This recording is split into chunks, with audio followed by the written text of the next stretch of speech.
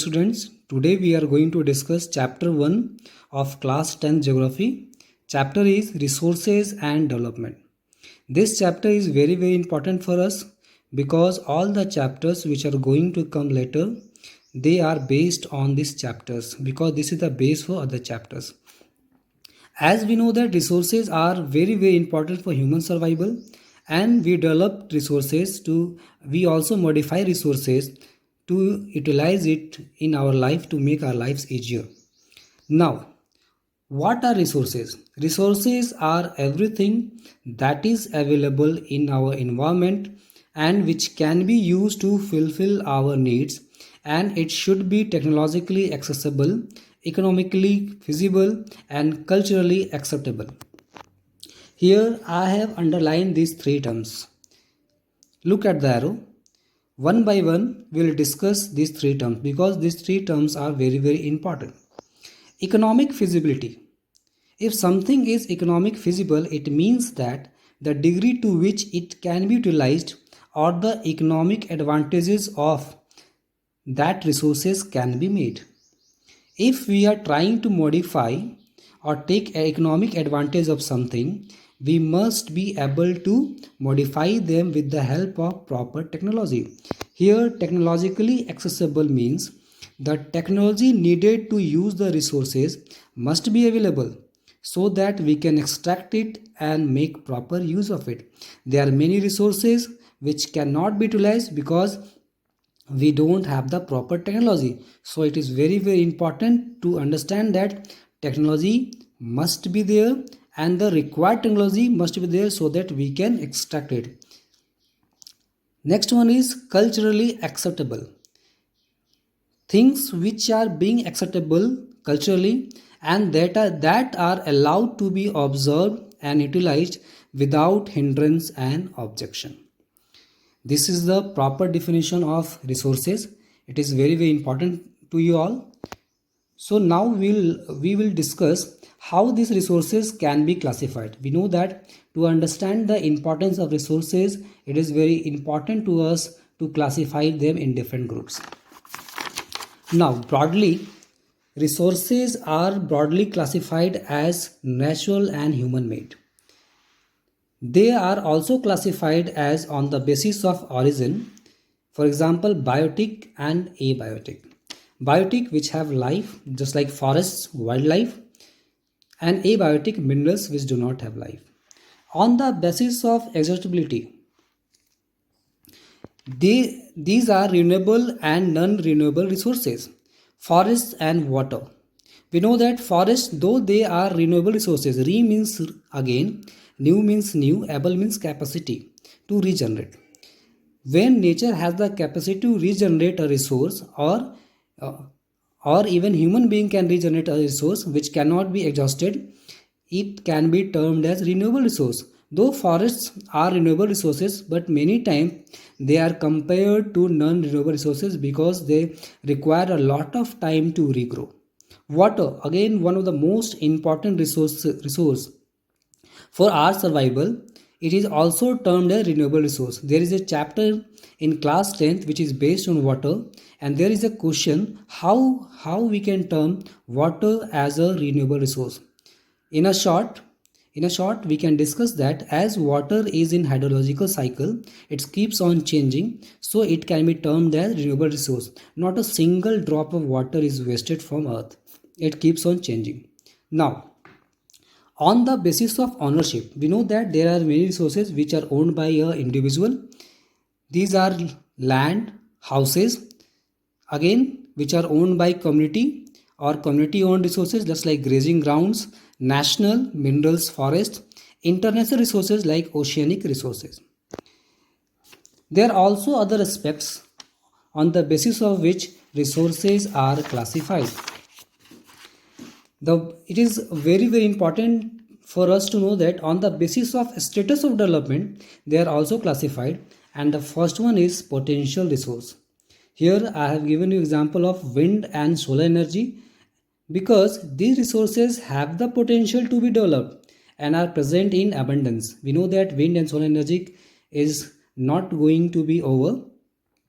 So they can be utilized for future generation, requirement of future generation also, and present also. So they are the potential resources because they have potential to meet the requirements of present and future generations also. Now second one is developed resource. Here I have given example of iron ore, petroleum products, etc. We all know the importance of iron ore and petroleum. We know that iron is the backbone of other industries, and these resources are fully developed. We have the proper technology also. That's why they fall under this category, and we cannot deny the importance of petroleum products today. Third one is stock. Here I have given example of S2O, that is water. We all know that S2O is made of hydrogen plus oxygen. Oxygen is a gas which supports burning. Hydrogen is a gas which is an explosive gas. But these resources has not been utilized due to lack of technology and knowledge, because due to lack of proper technology we are still not able to utilize hydrogen as a fuel in a large scale. That's why they are termed as stock. Last one is reserved. It is also very, very important to you. Just like water in dams or the radioactive elements, they have potential to meet our requirements. We have the technology also, knowledge. We have also the knowledge also about it, but they are reserved to meet the needs of future generations. That's why they fall under this category, reserved resources.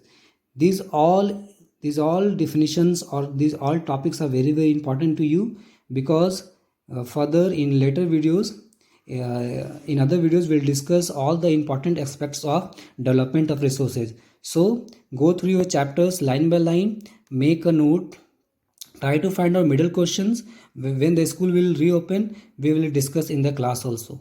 Thank you. Hello students, this is another video of chapter 1 Geography of class 10th. In earlier video we have discussed about resources and their classification. We know that we develop resources with proper technology to utilize them. There are some problems created by indiscriminate use of resources. These problems are, first one is depletion of resources. We know that our resources are scarce, they are limited in number, and because of this ever increasing population of the world, we are depleting our resources in a very fast manner. We also know that there are resources which are accumulated in few hands, which leads to socio-economic conflicts among nations and society also. There are some ecological crises like global warming and climate change we are facing because of their indiscriminate use. Entire world is facing problems like global warming and climate change. It is said that climate change is the biggest threat in the 21st century. Now, if we have problems, then there are some solutions of it. First, we'll understand what is equitable distribution of resources. Yes, it is a very important step in providing a solution to depletion of resources and the problems created by their indiscriminate use. Equitable distribution of resources ensures that there is socio-economic development of all parts of the world. Next topic is very, very important, that is sustainable development. It is going to be a very prominent question in class 10th board exams also. Sustainable economic development. Sustainable economic development means development should take place without damaging the environment, and development in the present should not compromise with the needs of the future generations. Yes, we have to develop, but we have to develop in such a way that future generations and their needs should not be compromised, and resources should be utilized in a judicious way. So, for sustainable development, there is a requirement of resource planning. So, resource planning is the strategy of judicious use of resources. Why resource planning? We will understand in next topic. Why there is need for resource planning?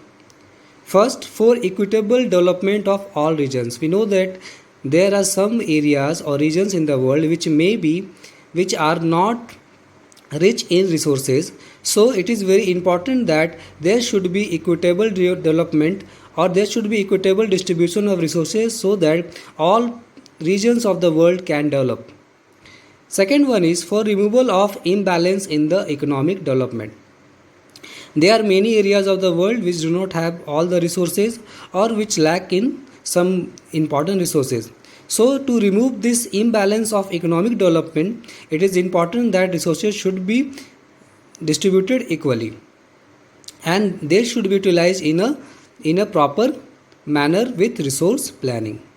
Third one is for development of resource scarcity regions. I can give you example of Japan. Japan is a country which is highly deprived of many resources, but with proper resource planning, they are now among the world's leading economy of the world. Fourth one is resource planning at the nation, state, regional and local levels. Yes, it is very important to understand that resource planning should be done at all the levels, including local levels also. There is chapter in class 10th bio where we can understand this. If we will include local people, local community in resource planning, their conservation, we can be very successful in this regard. Now, resource planning in India is very important. So, what are the key components or the steps which are involved in resource planning? First one is preparation of inventory of resources like mapping etc. We must know which resources are available in our country and which quality and in what quantity they are available in our country.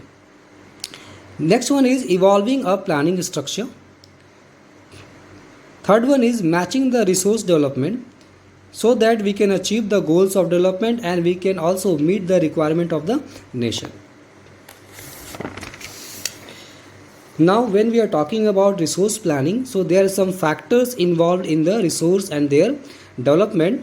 First one is availability of resources. Yes, resources must be available so that we can use proper technology and human resource to convert them for our use in a judicious manner. Second one is technology. Yes, there are many resources which cannot be utilized because we do not have proper technology. So technology plays a very important role in resource development. Third one is quality of human resource. In class 9th we have already discussed that human resource is the most important resource of all because it is the resource which is able to utilize other resources. So it is important that human resource should be educated, it should be trained and also it should be healthy also because quality of human resource depends on their training, health and education. Fourth one is historical experiences of the people have also helped in resource development because experience is the greatest knowledge and we know that with experience day by day there is more efficiency in utilizing those resources comes. Now when we have discussed about resource and planning, so it is also very important to understand that there should be conservation of resources because overuse of resources leads to socio-economic conflicts and environmental problems. We have already discussed about global warming and climate change. Climate change is the biggest threat of 21st century. Hence conservation is very important. Gandhiji once said about resource conservation that there is enough for everybody's need and not for anybody's greed.